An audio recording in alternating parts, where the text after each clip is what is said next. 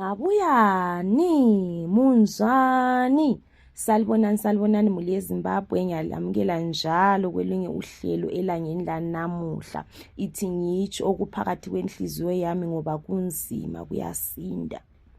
Unjani macho igama lami uzangithi nguthandeka. I am a lady aged 35.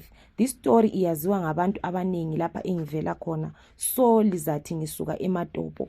Mina ngayenda ngathola my husband elabantwana bakhe abayi2 amantombazana, mina ngiloyi1. So my husband usebenza eBotswana, mina ngihlala ekhaya labantwana. So at first ngangibathanda abantwana ngoba ngangifuna ukuthandeka, but deep down ngangibazonda. Kwathi after a year I got pregnant as usual. My husband wayeseBotswana. Ngangibachaya abantwana laba, ngibasebenzisa nzima owami ehlezi. Ngibancicha ukudla belala ngendlala. Until one day lo omdala ngizamuthi nguPhesi. uPhesi wachisa isitshwala, ngazonda ngathukuthela, ngahwatsha isikhuni emlilweni ngamdinda ngaso. Ngamchaya waze wafa. Ngayethuka but ngazitshela ukuthi maybe ufeyintile. Ngamthatha ngamfaka embedeni ngamngenisa engutsheni. Wayeleminyaka eyi12, umna wakhe wayeleminyaka eyi10, owami la wayeleminyaka eyi10. Kusenzakala lokho. Ngangizitshela ukuthi uzovuka. After so many hours ngabona ukuthi akasaphefumuli, uvalo lwangichaya.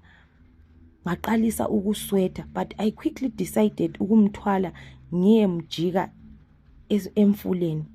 Kwathi sekuthe khwalala, ngabopha inqola, ngamfaka phakathi kwenqola, ngahamba lenqola liyana emanzini, ngafika ngamjika emanzini. Kwakungumsebenzi omkhulu, ngangisesaba ngiqhuqa, kodwa akulanto engangizoyenza ngoba ngangisesaba ukuthi abantu bazokuthini. But uvalo lwalungichaya. After 2 days ngafonela my husband ngamtshela ukuthi umntwana angimboni. He was worried, wabuya esuka eBotswana. Samdinga after 1 week watholakala emanzini. My husband wakhala, wazubuhlungu. Mina ngangincedisa lami ekhala. After umntwana wabekwa, impilo continued.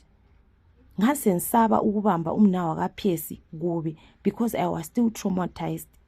Ngaqalisa ukuphupha uPhesi ebuya esithi wangibulalelani.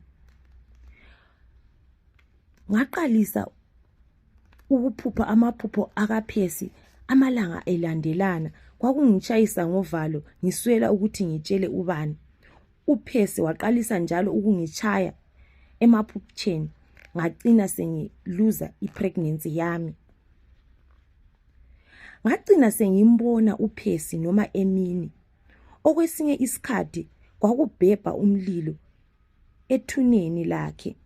One day ngihlezi ngazwa sebengibiza bethi umntwana wakho usewele emfuleni emanzini, lapho engahamba ngajika khona uPhesi. Umntwana wami wayesefile. Akungimangalisanga ngoba ngangikwazi ukuthi nguPhesi owayenze kube njalo. I was heartbroken, kodwa akula muntu engamtshelayo inhlupho zami ngoba nganisesaba ukuthi ngizoqalisela ngapi. Bengicela usizo muli yeZimbabwe. Ngiyakwazi ukuthi ngaphambanisa. Ngibona isipoko sikaPhesi. uPhesi uthi ngiconfesse kubaba wakhe, kodwa mina ngiyesaba. Impilo yami ihlangahlangene, angisakwazi ukuthi ngiyenzeni. Ngiyesaba ukuthi ngiconfesse. And then ngingabotshwa ke. Plus ngiyakwazi ukuthi umendo wami uyahle uphele. Ngiyenzeni muli yeZimbabwe? Bengicela lingisize. Ngizolandelela ku comment section. I just want to say, ma uyi stepmother, bamba kahle abantwana bendoda yakho ngoba ngiyakhala angilamthabo, angisela mntwana. Isisu sasuka, ngiyazama ukuthi ngiyenze esinye isisu kodwa kuyala. I'm miserable. Akula muntu okwaziyo ukuthi yimi engabulalayo uPhesi. Ngahamba ngayamjika emanzini. Kunzima. Inzima indaba le bakithi, inzima indaba le muli yeZimbabwe.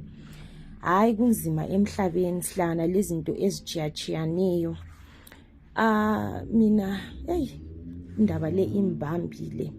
Lani bo my husband libothi mali lithatha abafazi olithatha omama libafaka ezindlini oliyenda ololisenzani.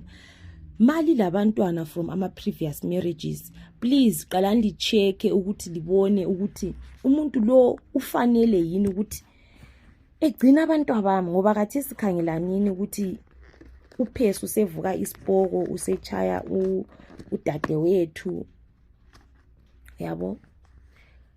Mina uPhesu angisoli ukuthi uvuka isipoko echaya udadewethu, ngendaba ukuthi la ufuna ijustice. Andiyabona ufuna la ukuthi kube abantu bebekwazi ukuthi kwahamba njani.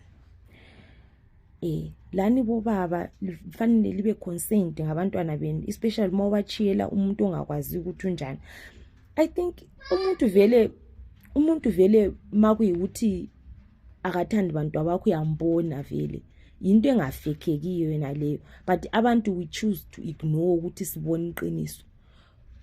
We choose to ignore. Angazi bengicela lingene ku comment section lisize udadewethu ufuna help.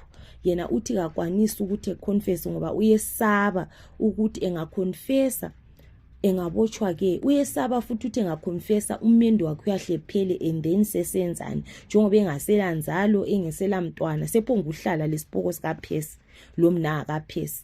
So ayindaba yakhe inzima. Mncedeni bakithi ku comment section abale ama confessions abo lama secrets lingasenda ku number zona lezi eziphuma ku screen.